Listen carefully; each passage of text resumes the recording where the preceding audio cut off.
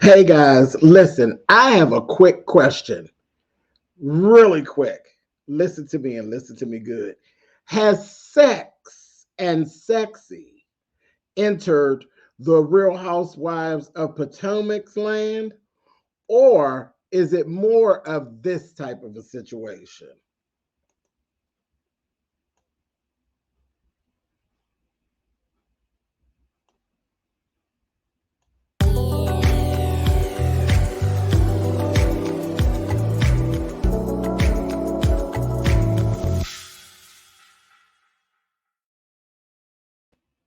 Hey guys, thanks so much for clicking on the video. Listen, this one is going to be something else, baby. We are back and full on.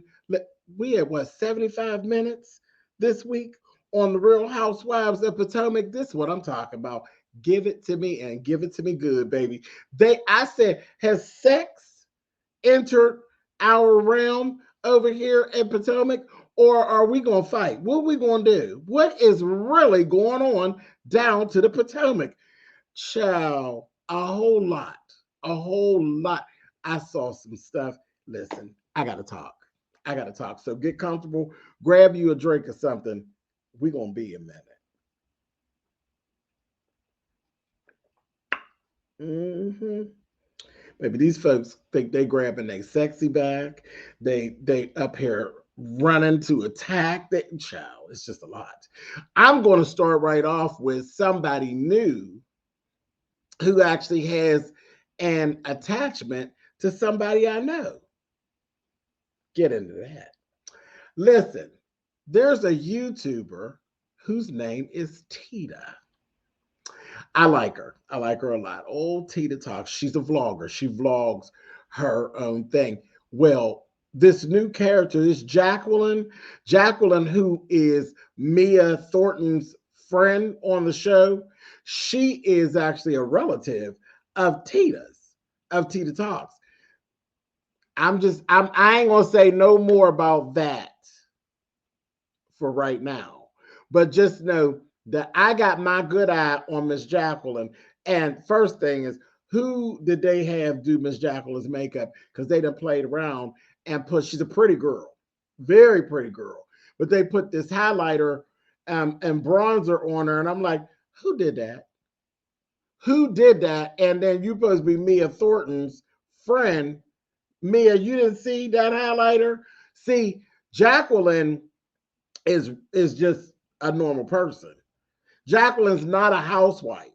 So this is, I don't think she's done like television or anything like that on this level. I'm not really sure, but we filmed and nobody said anything, and you could see her. It drove me crazy. It drove me crazy for her to be as pretty as she is, and they to have that bronzer just shining on her cheeks. And I'm like, why didn't Mia? I got questions about this and her whole situation with Mia, but I'll get into that another time. Just keep your eye on me as we go forth. I'm going to dig and find out, but y'all go look at Tita Talks. Tita Talks down here on YouTube. She's a up and coming YouTuber. I'm just crazy about Tita. Tita's a good time. Tita, hey baby. Hi, Tita. Somebody tell Tita, y'all, to wave her hand so that people know where she's at so they could come on over there and give her a nice little subscribe. Hi, Tita Talks.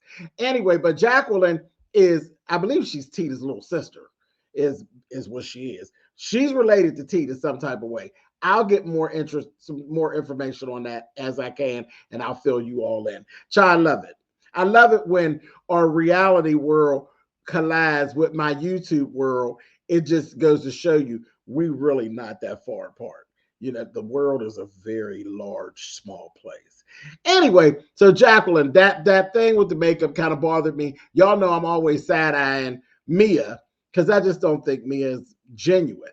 I think she's a liar, and she has some things that goes on that just don't rub me right. So I got to dig more into this because I know Tita. I know Tita, which makes me want to know Jacqueline. And with me loving Tita, I want Jacqueline to be treated well. That's just the way it is. Got it? Good. Anyway, so Jacqueline was sitting with them when all this stuff was going down, when we broke to the commercial and we did to be continued last time. And Jacqueline was saying, you know, she intervened. She didn't care for how that doggone Giselle was coming at Mia with all of this accusatory things about her wanting attention and maybe not tell the truth about her medical. And that made sense. They're friends. They're good friends. Anybody who is a good friend would do that, especially when you get something about cancer or something like that, real life stuff. A good friend would jump in. Robin, literally, you know how Robin is about Giselle, so she backed him up off of Giselle. She backed him up off of Giselle. And then Wendy, shady Wendy. Now, Wendy is part of the sisterhood that is Real Housewives of Potomac. And Wendy was like, excuse me, who are you? I said, damn, Jacqueline. Okay. Jacqueline had a rough start coming in. You know, she said, who are you? She said, no, I'm not being shady. I just, you know, this is going on and I don't know, you're talking. I just don't know who you are. I said, oh, girl, shade. Anyway, then up walks Charisse. Thank goodness for Charisse, because Charisse's old messy behind kind of broke things all up. You know, it kind of shifted everything. And she went straight for the gusto. She went for the grand dame. Hey, Karen, girl, I miss you. And all of this kind of carrying on. Here, Robin done it. I said, Robin, you messy heifer. Everybody knows that Karen don't do Charisse. So if you're going to bring Charisse into the fold, fine. I mean, she started with the show, so it's never been an issue about Charisse being a friend to the show, but you're going to bring her to Karen's event? Really, Robin? Really? What'd you do? You threw all your discretion out when you threw your canister of bleach out, when you took your hair red, honey? What is really going on? I said, girl, Karen gonna get you. And as we see going forth, Karen is kind of ducking and dodging. See, the last time Charisse was here with us, Charisse had tea on Karen and how Karen may possibly or allegedly have been sneaking around on old Ray Ray. So no, Karen don't want to be bothered with no dog on Charisse. That ran her hot, and I think it made her a little nervous. So she ain't trying to do it. Anyway, after that, as if you thought it couldn't get no better, baby, up walks Woo Cuckoo LaRue, honey, Miss Katie. I said, oh Lord. She come up, I said, here come Katie. Baby, that Katie hit the scene. Candace, girl, your confessionals are going to get you in trouble, as usual. Baby, she's in that confessional. She said, what the heck? We ain't seen Katie. So y'all remember they were on that trip? That's the last time we seen Katie. Katie was on the trip, and the next thing you know, lickety split, Katie was gone. We ain't seen nor heard from Katie since. Katie come back bald-headed and ready, baby. She looked cute in her little bald head. But she's giving a whole G.I. Jane vibe, and it's really, you know, hey, I like it. Katie's pretty. Katie's a model and all these different things, or was. She could pull that kind of stuff off. I think it looks good on her. Now, I wasn't too down with that dress she had on. It was kind of hanging on her like a burlap sack, but whatever. But that Candace up there said, we ain't seen her since she disappeared. And now here she is with green eyes and a bald head. I said, and then Katie come back like she never left. Katie came back doing the same things Katie been doing. Katie's always out of order. Look at here. Wrong picture. We'll get to that in a second. Boom. Why Katie snatched Ray up and then went up in him, honey? Squeeze her. Because remember when they had and of course Shady Bravo and Bravo Andy then showed that little clip of when Andy was talking about not Andy, I'm sorry, but when Ray, they had asked a question about which one of the housewives would you get with other than your spouse, and Ray said he had a little crush on Katie. Honey, they didn't said that mess. Kaden went over there and grabbed Ray and went on up in him. I said, oh my, oh my. And it was a kiki and all this, but the grand dame didn't really care for it all that much. She ain't like that all that much. I said, y'all getting awful sexual down here to the Potomac. She was squoze the mess out of Ray's butt. I said, oh. Then we get Karen. Karen gets up there and does what the grand dame does. She made some old wackadoo speech. Ain't nobody knew none of what she was talking about. Nobody knew what she was talking about. Her speech was as far off kilter as the speech that Quad gave at her birthday party on Married to Medicine. That speech where she was standing on a balcony and everybody was looking up at Quad like, girl, what in the hell are you really talking about? It was the same type of situation. I was like, Lord have mercy. Karen was talking in circles. I said, my drink. What are you talking about? She's just babbling. And I just kept looking at her. I said, baby, is her eye twitching, honey? Is she feeling okay? Anybody knew what she was talking about. And then she ended the speech with, the grand dame is back. Child. They served her with them doggone confessionals they was given. The grand dame is back. Girl, where you go? Miss Thing, where did you go, honey? Where have you been? Don't you got to go somewhere to come back? And somebody said, did you go to the liquor store? I said, oh, I don't even know who said it, but I was over here screaming, laughing. I said, y'all not going to do, don't do Karen like that. But it just, oh, wackadoo speech. Nice party though, but just wackadoo. They seem to have had a good time. Whatever, that was weird. Then we end up seeing Karen go, after the party's over and it wraps and all that, we end up seeing Karen go, and she went to her post breast augmentation appointment, and everything's looking really, really good and all of that. In that scene, I think the whole purpose of the scene was for Karen to try to reassure us, the viewers, that she literally did the breast augmentation for her own purposes.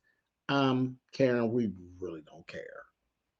Like, quite honestly, we don't care. Girl, you too old to even have to explain anything to us. You got your breasts done because you wanted to get them done. But now you're going to have an issue if you try to go on a crusade about getting your breasts done and all that, because there was another scene later on where, well, we already had heard briefly in the last episode where Ray wasn't really on board with you getting it, but you got it. And now you were talking about your daughter possibly getting it and something. And Ray was like, let's just put a pin in this right now. I'm not on board really with any women getting it, and definitely not my baby, not Raven. And he's like, I'm not down with her getting it at all. And Karen basically shut the conversation down. I was like, ooh, touchy conversation, but he ain't on board. She told us that, he was enjoying them and all that. I'm sure he does. I'm sure he enjoys playing with your balloons, honey. But when it came to Raven, it's going to be a no. And he ain't getting behind you being the spokesperson for let's get a little lift and a little tuck. He's like, I ain't feeling that. That's on you. Anyway, then somebody's getting ready to get angry. And I'm okay with it. I don't give a darn. Child, listen, Candace and her sister, if I don't ever, come in close, my loves. If I don't ever see another scene with Candace and her sister, it will be too soon. Horrible. It was horrible. I don't know whose idea this was. I'm going to need Candace's sister to just look cute and stand around in the background and don't say shit.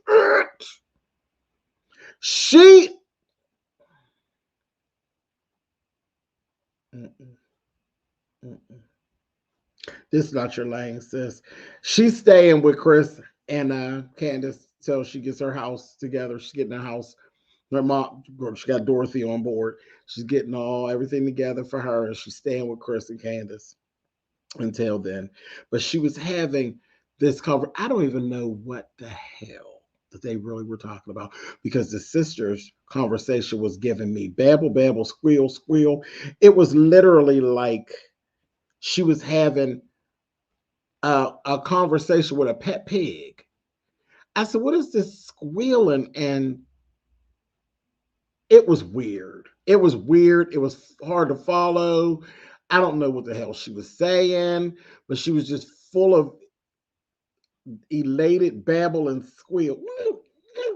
I said, you feeling okay? I said, get her. I don't need to see no more scenes. Is that just me? Listen, y'all put it in the comments. Let me know. Was that just me that was feeling like that? Or did y'all get the face going on when her sister was on? I couldn't do it. I could do it. I said, if this thing goes on 2 more minutes, just 2 more, baby, I'm going to give them the old FF button, honey.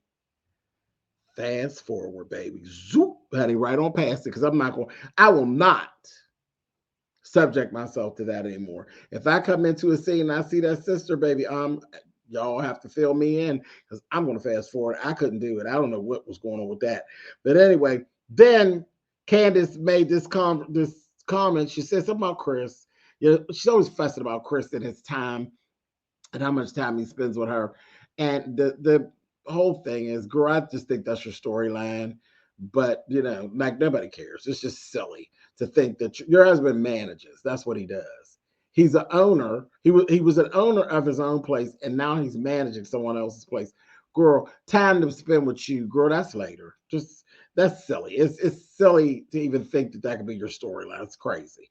Anyway, but then when she said, and spend time with my black ass, I said, oh God, I know that's going to be problematic for somebody that you're saying that.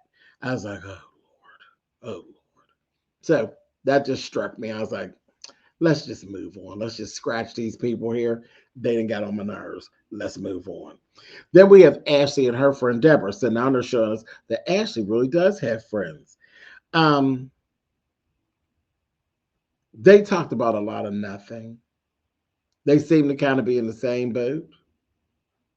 They had a lot in common, I see.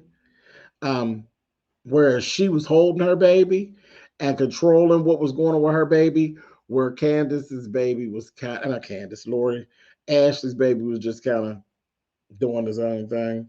I was like, "Ooh, girl, he's busy, honey." But again, there's an age difference. She actually has a baby, and Ashley has what's going into being almost a toddler. So, but he was just wild, honey. He was just swinging a spoon and getting up and getting down, and she ain't trying to pay attention to him. I'm like, girl, there's a lot of equipment around, you know. But I don't know if the nanny was around or what, but it was making me nervous whenever I didn't see him in the scene and I would hear him. It was giving me anxiety, and I was like, somebody get these little people, or get that little person, because the other girl had her baby, holding her baby, but she seems to have the whole young gold digger thing going on, low key as well. Whatever. And nobody's really understanding this situation with Michael and Ashley. I don't know that I even care to understand. Moving right along. Robin and Giselle get together. Baby, Robin. I said, oh, this is the new Robin. Honey, this red hair is something else. I said, girl, what you feeling, honey? You feeling like Xena, the warrior princess, in this red hair, honey? She went right on up in Miss Giselle and got her together, told her, honey, listen, anybody asked you nothing about telling these people that Juan's name is not on the house. Juan's not gonna be happy, and you know he petty, so you know he not gonna. And Juan's feelings are soft, even when he ain't doing right. His feelings be soft. So yeah, Juan ain't gonna like that, because that don't look so great on his image. But she had to tell it. You know, his name ain't on the house, and it really had to do with the actual financing of the house, because his credit is not up to par. So it wasn't helping the situation. So they just politely excluded him from the situation. I get it. I wouldn't have told it on television, but I get it. But she got her right on together. And Giselle, I was like, yeah, Giselle, you do too much. You do too much. You sold your friend out for 50 pieces of silver, honey. I didn't like it. She told her, you need to apologize to Mia about the approach that you use at the party. I said, whoa, what is this, Robin, honey? I said, okay. Then they start talking, and here's Giselle. I said, Giselle, I see where you're going. You putting 20 on 10, and I don't like it. This whole thing of, um, well, it goes from Chris DMing Ashley. Chris DM'd Ashley at 2:30 a.m. to come to the W. Well, it really had to do with a post that Ashley made on her IG that she was actually out with friends. And of course, we all know that Chris is managing the W. He's like, oh, y'all should have came by my place. And that's it. That's all it was. Ashley was trying to twist it and spin it. You know, that's her slick way, because that's how she is to get up underneath Candace's skin. Because again, remember, Candace rode her hard about her husband cheating on her. So of course you're going to play semantics, and you're going to, it's a little get back. She's going to get her little lick back off of Candace if she can. And Candace is kind of weak when it comes to that kind of stuff. So she will. She got a little insecurities that this type of stuff will take her down. So good plan on Ashley's behalf. But Robin jumped right in and said, no, she really feels that it's innocent. It's not even what they're saying, has nothing to do with how Chris really is as a person. They know he's innocent, you know, and Robin just, she ain't going. Well, Giselle jumps in and she going pile up. And she goes to talk about a conversation that happened at the reunion last year. And she definitely was putting 20 on 10. Want to bring it all full circle about how he has to speak to her, and they end up in her room by themselves, and it made her feel very uncomfortable. And then she goes on to say how Chris knew that her little guy that does her hair and stuff wasn't around, and that he had left or whatever. I was like, why? Because of the way your hair was looking, or what? How did he know that he left?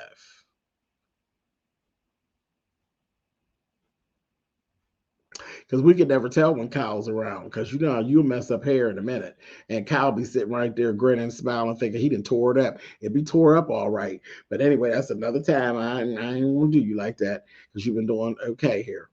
Anyway, Robin ain't going. Robin ain't going. I know where Ashley's going. Ashley's trying to be shady. I don't know what Giselle's point is, but it can only be ugly. Anyway, moving on. Then we see G, Jacqueline, and Mia. So we're starting to see some of the dynamics of their friendship. And Mia's basically painting this picture of us of Jacqueline, that Jacqueline is really her good friend, and that they're so close that G actually basically calls her like his second wife. But she's like, it's all in good fun. You know, he's never put the pedal to the metal and took her down or anything like that. They're just really close friends. But here again, with this situation, it makes me want to know more about Jacqueline. What was that little shade that Mia threw at Jacqueline? Like, oh, is this my jacket you have on? And she said, no, I have my own clothes. You know what this reminds me of? This whole thing with Jacqueline and Mia, that friendship, it reminds me of how, I'm going back to my Married to Medicine. It reminds me of Quad and Mariah in the very beginning. I don't care what anybody says, and people will argue me down, but I've been watching Married to Medicine since it breathed onto the air. And in the beginning, Mariah brought Quad on Married to Medicine to be her sidekick, and Quad ended up being the breakout star. But she was always brought in to be her sidekick, like she was less than, and how she was trying to bring her up to speed. I'm getting that same feel from this Mia and Jacqueline thing. Why would you get your friend on screen and then make a comment about a jacket that she has on? It was a cute little houndstooth jacket, but you make reference to like it may have been a piece that I guess you lent her or maybe you gave her. But why does the world need to know that she didn't walk into a store and buy it herself, possibly? That's shade, and that's not cute. That's not cute to me at all. I don't know about this. I got to dig and pry and find out more about this Mia Jacqueline thing. Ah, mm-mm. It just gets, something don't feel right to me. Y'all tell me again. Am I putting 20 on 10? I don't know. Something don't feel right. Something don't feel right. Anyway, moving on.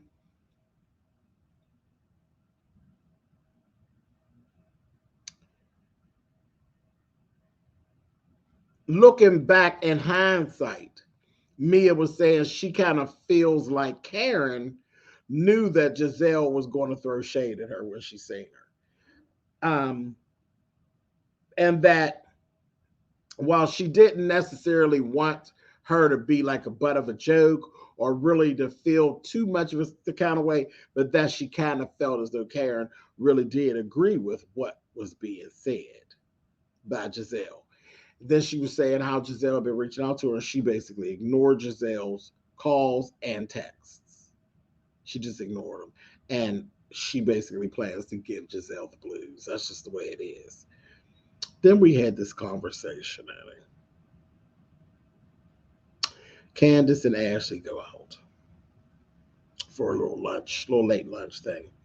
And Ashley goes in and springs on to Candace about the whole DM situation with Chris.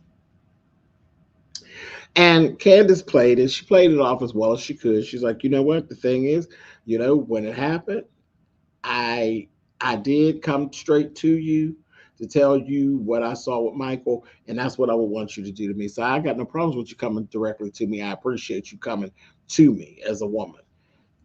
Whereas she did really bother. It was bothering her, but whatever. But then that daggone Ashley, you know how Ashley is, baby. She stuck the knife in the back and twisted it. When she said, "Girl, I didn't think it was me. He was out there. I thought maybe he liked my homegirl or something." First of all, why are you saying you think her husband liked anybody? Like, that's shady. I was like, girl, you trying it. But anyway, that was that. So nothing popped off there. Candace just ate it. And I said, okay, Candace ate it. Yeah, she just kind of ate it. I was like, good. Now leave it there. Leave it there. Ashley ended up having this whole, she's doing this whole TikTok thing. That's what I said. She's basically like trying to embrace her youth again. Like, she's doing TikTok and different things like that and having herself a good time.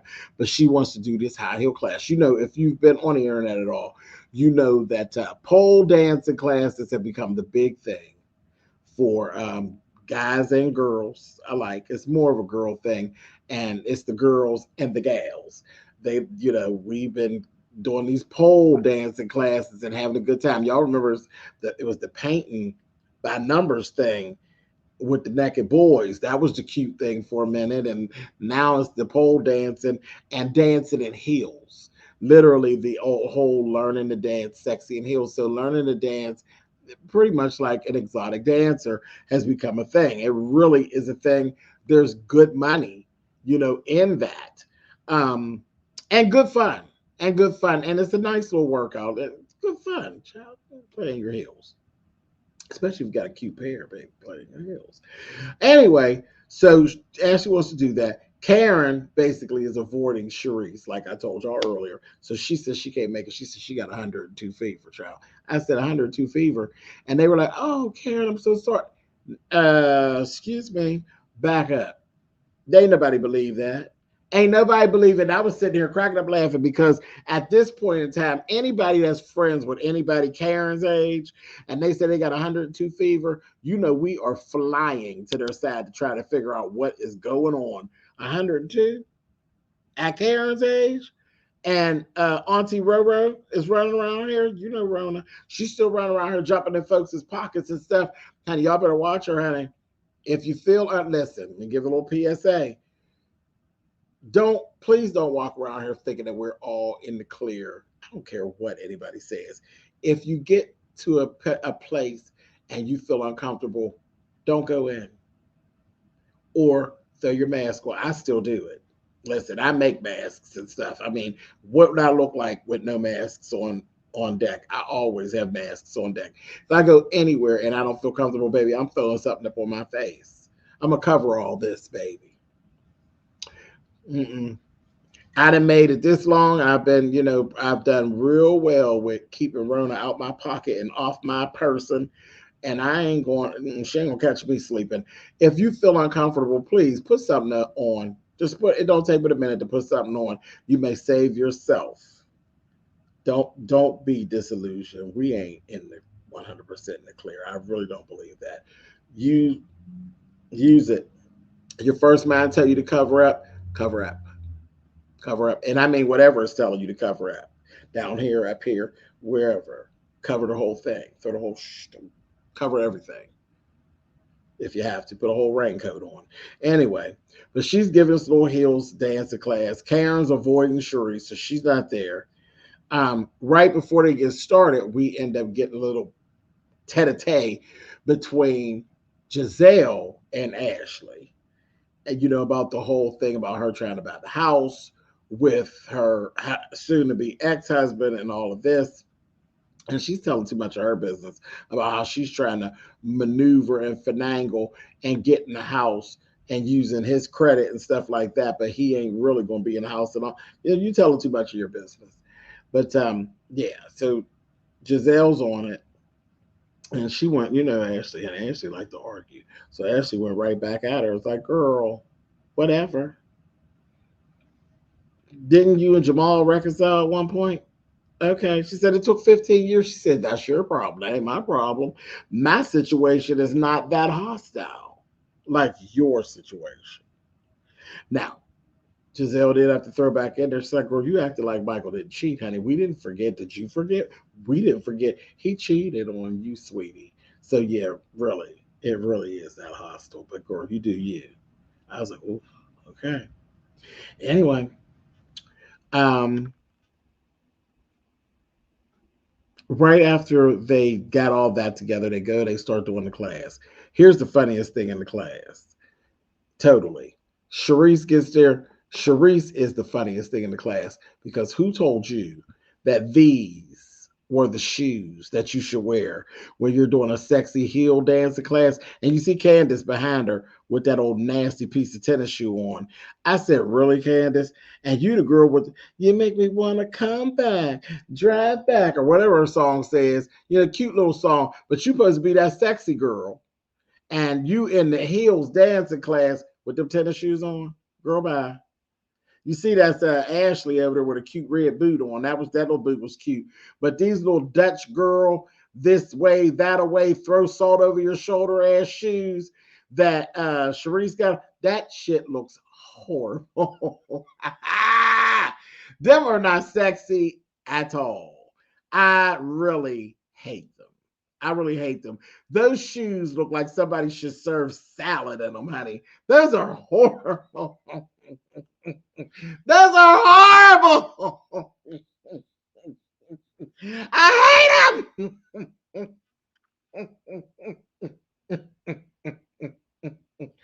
I can see some olives lined up in them shoes with some French dressing at it. Those are horrible. Child, please. Anyway, but that was the funniest thing in the whole episode for me. I see her, and then there's the one, look at my thumbnail, when she's laying on the ground with that old ugly shoe lips. I said, oh, hey, don't do it. Horrible. But anyway, after they do their little dance, because Giselle was having herself, she was feeling her New Orleans, honey, laying back. She looked good. Laying back, she gonna say, oh, I'm ready. And then she said, then I turn around, look over my shoulder, and there's Robin Dixon. Child, Robin was looking ridiculous back there, looking like a football player playing in his sister's shoes, honey. I said, oops. And she said, she looks crazy. Yes, she does. It was a mess, but Robin was having fun. It was a fun class. I liked it. I said, I'm having a good time here. Then Giselle pulls Candace to the side. And this is when I said, Giselle, you being nasty. You trying to get your storyline together and you being nasty. She pulled her to the side and she starts telling her about her situation and her conversation that she had at the reunion with Chris. And Candace was sitting there. And then she was like, so truly, really, this is what we're doing? That my husband, the guy who will take his jacket down and let you walk over it so you wouldn't have to walk in a puddle. The guy who you've sat at his table and he's cooked for you and made drinks for you. He truly feels like you all are actually friends, like sisters to him. And he wants everybody to be involved, and he wants to show you all a good time at his new place of business. And that's all that is. But you want to make it be it's something else. And Giselle's like, but you can't discount my feelings, Candace, about how I felt. I felt uncomfortable being in the room with your husband. This, that, the other. Honey, that damn Candace was like, I am done. I am out. She got up. Giselle was sitting there gloating, and she was sitting there like, baby, got her. Yeah, you did. You did. You got her. And baby, she jumped up. She done broke the fourth wall, honey, and everything. She's like, are we serious? I said, no, you ain't broke the fourth wall, child. Looking at the camera and talking to the producers. She said, I need Eric. I said, who the hell is Eric? Child, her and Eric back in that back room. And baby, when I tell you, Candace was hot as firecracker. And then why does she, now you and Ashley just made up. When I tell you she roundhouse kicked the out of Michael Darby, she said, see, what we're not going to do is play with my husband. That's what we ain't doing. My husband is cool. My husband is nice to these people. And he's not that person. Now, y'all definitely got somebody on board who is creepy and does a lot of sneaking and creeping around and sleeping with people and doing all the most. That's Michael Darby. That's not my husband. I said, oh, it was so nasty and it was so curt and it was so unnecessary. Michael Darby has not done anything to you, Candace. And how you think that that's going to work? Because they all heard her because she was talking loud. She didn't care. She wanted them to hear it. I said, well, you just messed up between you and Ashley. And if you think for one moment, little girl, that she not going to get you back, you are totally disillusioned. She going to get her leg back off of you, sweetheart. Yes, she is. So like I said, listen, what we doing down here? We selling sex or we selling seasons beatings? I don't know. You be the judge, but I'll be right here next week and we could discuss it some more, honey. What is it, honey? Put it in the comments. Sex or seasons beatings?